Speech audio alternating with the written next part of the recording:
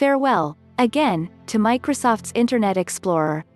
Microsoft's Internet Explorer will finally be retired next year after more than 26 years of service, the tech giant says.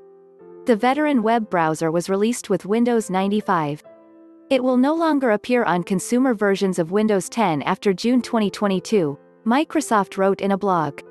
The tech giant has been phasing out the old browser for several years, but in 2019 it had to issue an emergency patch for it, for security reasons. At that point it was estimated that around 8% of people were still using it. Its replacement, Microsoft Edge, has an Internet Explorer compatibility mode, which will continue to function. Faster, more secure, some very old websites, and crucially, internal company web-based tools, were built on older web technology, which modern browsers have trouble processing.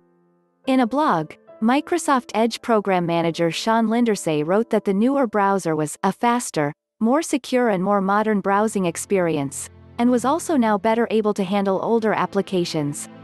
In a separate post dealing with questions, Microsoft clarified that there would be some exceptions to the retirement, including on older versions of Windows. Between 2000 and 2005, Internet Explorer enjoyed a 90% market share. Google Chrome is the most used browser today.